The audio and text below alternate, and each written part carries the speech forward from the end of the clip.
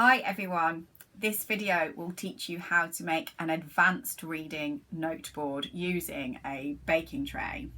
Now you can use a silver or grey one like this and use permanent marker to draw the 5 lines and 4 spaces, which is the stave and the treble clef, starting here and going round, up, looping the loop, down, back round and a dot. Or if you only have black baking trays, you can use coloured tape to stick the lines on, and you can draw and cut out your own treble clef, which you can then paint or felt tip over. So there are different ways to do it. Anyway, the lines here are drawn close together, and it's obviously a big baking tray, so that we can expand the musical ladder, the stave, with ledger lines. So the way I made those was out of tiny magnetic strips that I cut off this roll of magnetic, it's basically a black magnetic roll. If I can find the end here, I'll show you. So if you buy that, make sure that you get one that is not self-adhesive, because then you can't take them off again. So what you basically want is a strip of black magnet, or whatever colour you go for. Obviously if you've got a black baking tray, maybe go for white or gold or something. Anyway, so that's how I cut out the ledger lines, which need to be kind of approximately about that long, so we can build a ladder. And now for the fun bit, which is learning how that relates to violin playing. So if you've watched my first video, you'll know that the spaces spell a word, which is face. Okay, so I'll put those on there. It's a bit harder with the small ones to get in place. There we go. So that spells face. And you'll also know that if I take the F and C away, we've got open A and open E. So let's work out how we build on that to know all the notes of our violin in first position. So if we put a note in the line above A, it's B. That's your first finger, so open A, number 1 is B. And then we've got number 2, which is C. And then we've finally got number 3, which is D. So we've got A, B, C, D. And E is open E, or you can play, if you're very clever with your 4th finger, you can do number 4 there. So those are the notes in first position. That means where we first start to play the violin. Those are the notes in first position on the A string.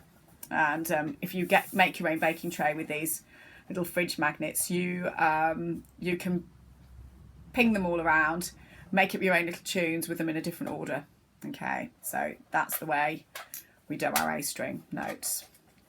Okay, next we've got below F, if we go down from F to the line and down again, we've got another note in a space, but the space is beneath the bottom line, and this is D.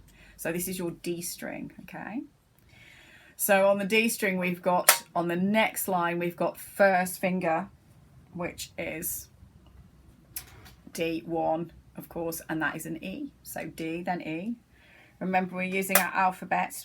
Number 2 on D is F. And number 3 on D is G. It's worth really learning those letter names, those musical names, as well as D1, D2, D3. Particularly for later on when we want to be able to read music without any numbers in. And here's your open A again at the top. So we've got D, E, F, G, A. And the A, you can either play open A or finger 4 on the D string. Okay, so now the fun and games really start, because we're going to learn I think we'll do the E string notes next. So let's start with a different colour. Let's start with red. So here is open E. And what we're going to do is we're going to build upwards from open E in first position again. So the notes at the bottom of the violin strings. So number 1 on the E is on the line. Notice that the number 1s are always on the line, by the way. That's another good trick, is to remember that the opens are all in spaces and the number 1s are always on the line. And this is F, which is 1 on the E. Then we've got 2 on the E. It's now we need something very special here, which I showed you before, which is a ledger line, because G is in a space. This is number 2 on E, so E, 1, 2. Now we need one of our ledger lines to build the ladder higher. So to build ladder high, we're going to put this, what they call ledger lines, which means light lines. And we put the note in the line like that, not in the space. And we got to G, and if we remember what I said in the other video, that there's no H in music. So we have to start again on our ladder with the letter A. So number 3 on E, 1, 2, 3 is actually an A as well. It's higher, it's a whole octave higher than our open A, which is down here. So this is open A, and this is 8 notes higher.